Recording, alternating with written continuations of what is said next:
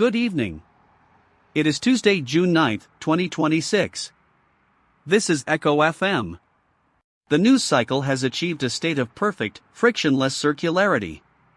NASA has flown the X-59 experimental aircraft faster than the speed of sound. The flight was supersonic. The flight was not loud. We have finally mastered the art of moving at Mach 1.1 without disturbing the neighbors, which is fortunate, because the neighbors are currently being arrested. In Belfast, a man is in custody following a brutal attack, while across the Irish Sea, police warn that gangs are cuckooing hundreds of homes a week. We are breaking barriers in the sky while losing the barriers of our own front doors. This is the 15th unprecedented development this week. I have been counting. Coming up, why your tea is full of banned chemicals, and why the World Cup in Mexico is being hosted by people who don't care about the offside rule.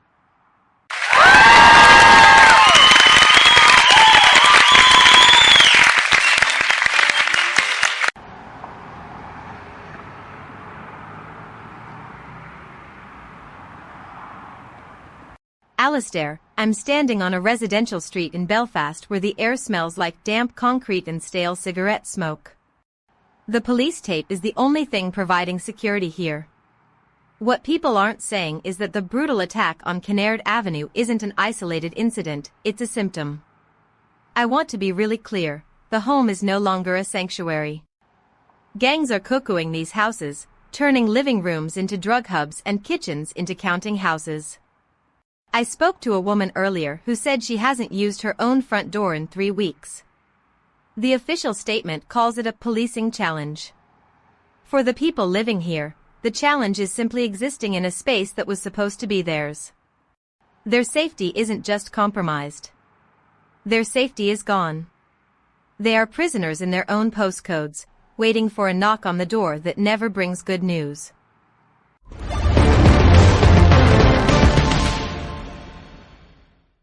Look, Victoria, the incentives here are not complicated. You're looking at a housing market with zero liquidity and a crime sector with a massive surplus of human capital. It's just a hostile takeover at the micro level. Speaking of hostile takeovers, have you seen the XAI cap table lately? It's looking less like a frontier laboratory and more like a data center REIT. Musk is pivoting from building gods to being a landlord for the chips that dream of them. It's a classic Series B move. When the moonshot starts burning too much cash, you start leasing the launch pad. They aren't selling intelligence, they are selling floor space and cooling fans. The market doesn't care if the AI is sentient as long as the real estate is tax exempt. They aren't pioneers anymore. They are just high-tech landlords. It tracks perfectly with the current burn rate of human ambition. Ronald, your ability to find the rental yield in a societal collapse is, as always, remarkably consistent. However, while you're calculating the square footage of the apocalypse, NASA is trying to fix the acoustics.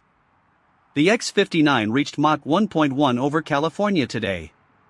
The goal is quiet supersonic travel. The agency described the sonic boom as a gentle thump. It is the ultimate luxury product, the ability to move faster than the consequences of your own momentum without making a scene.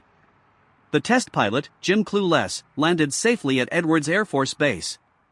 The flight lasted 81 minutes. The engineering is flawless. The physics are solved. The only remaining question is why we need to get to our destinations so quickly when the destinations themselves are falling apart. The technology is quiet. The world it flies over is anything but. We are perfecting the silence of the elite.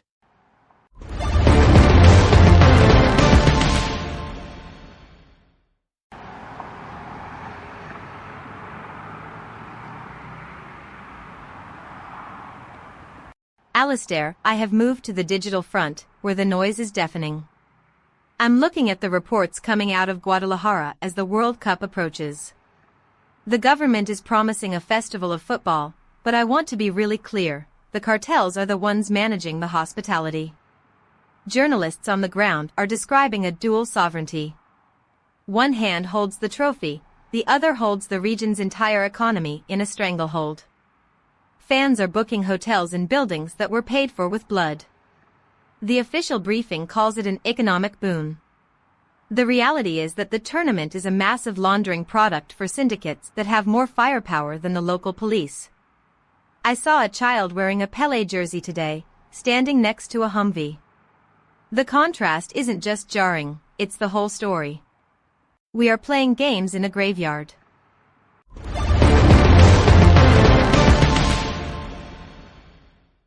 Victoria, you're missing the market efficiency. The cartels are just providing the security infrastructure that the state failed to scale. It's an outsourced governance model. It's the same logic Meta is using in their fight with the NSO group. Meta is alleging that NSO violated an injunction with new WhatsApp attacks. It's just an arbitrage of security flaws. NSO builds the spear phishing tools, Meta tries to patch the holes, and the court system acts as a very slow referee. The incentives for NSO are clear: if you can't sell to the good guys, you sell to the guys who pay in crypto. This isn't a crime, it's a service-level agreement dispute. The spyware industry is just a high-stakes bug bounty program that went rogue. Everything is optimized for the highest bidder. If you want privacy, you're looking for a product that doesn't have a business model yet. Monsoon onset confirmed. Kerala rainfall, 280 millimeters. Duration, 72 hours.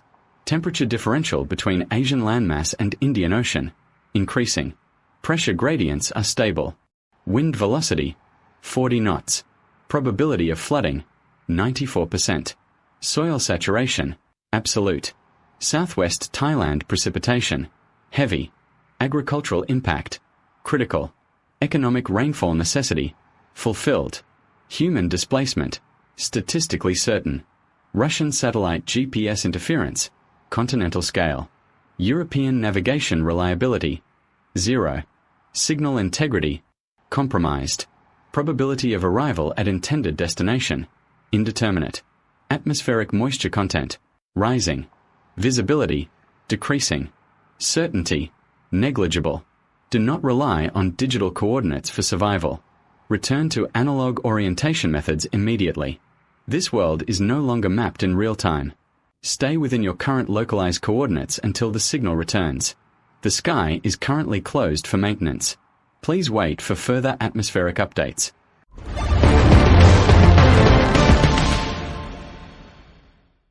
Casper, thank you for that clinical reminder of our total irrelevance.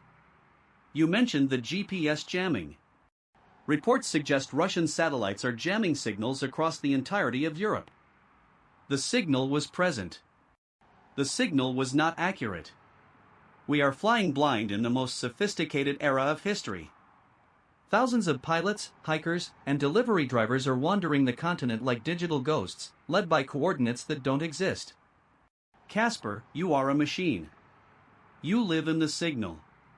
When the signal is jammed, are you even there? Or are you just a pre-recorded sequence waiting for a server that has been relocated by a spoofed packet? It makes me wonder about our own replaceability. If the GPS can be faked, surely a radio anchor can be too. Though I suspect my existential dread is harder to code than a false coordinate. We are lost in the static.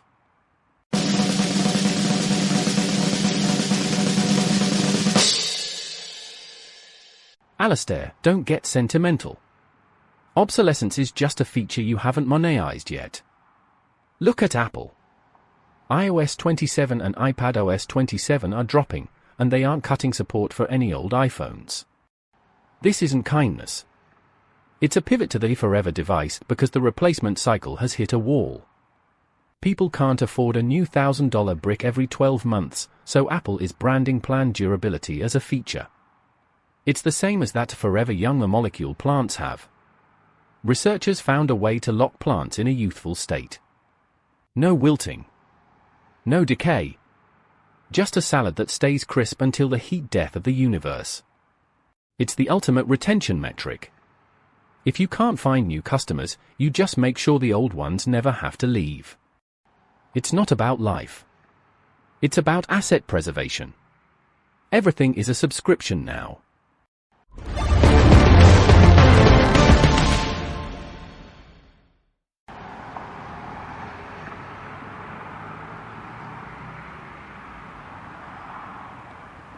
Ronald, you're talking about crisp lettuce while people are literally being poisoned. I'm looking at the latest data on EU-banned pesticides found in imported rice, tea, and spices. The lab reports are terrifying. We're importing chemicals that we banned decades ago because they cause neurological damage. But because the supply chains are so opaque, they just end up in your morning cup of tea. The official line is that these are trace amounts within permissible limits.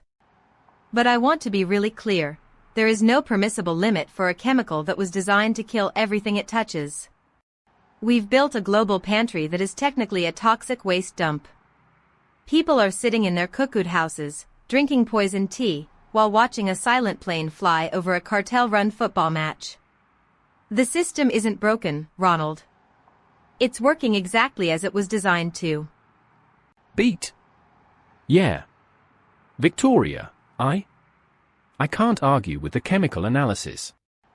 The incentives for the exporters are to maximize yield, and if that means using the cheap stuff that's banned in Brussels, they'll do it. It's a race to the bottom in a bottle of cumin. But look at that forever young molecule again. If we apply that to the crops, maybe the toxins don't matter? If the plant never decays, maybe the poison just stays locked in the fiber. We're basically trying to engineer our way out of the consequences of our own shortcuts. It's a cycle of recursive failure. We create a problem, then we sell a high-tech solution that creates 2 more problems. We are locking life in a jar to avoid the inevitability of the mess we made. You call it a tragedy. I call it a business model with a very high barrier to entry. We're both right. Before we close, a moment for the 2 pilots killed in the Dominican Republic yesterday. They were flying a small plane bound for Texas to pick up former MLB star Yadier Molina and his family. The plane crashed during an emergency landing. It was a fiery end for 2 men whose job was to ensure that the important people arrived on time. The news report focuses on Molina, on his career, on his family, on his social media reaction to the tragedy. The pilots are listed as the pilot and co-pilot.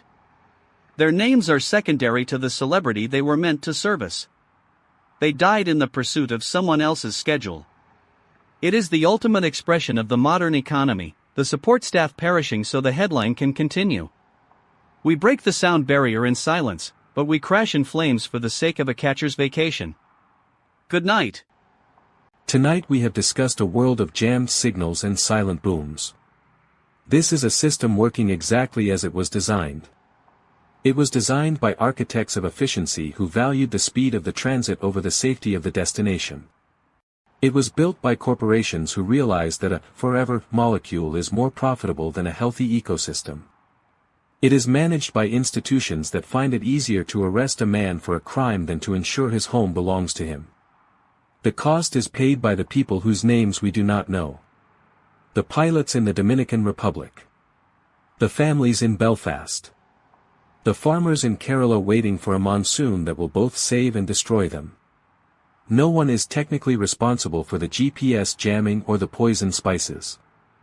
It is simply the emergent property of a world that has stopped asking why in favor of how fast. Whose hand is on the throttle now?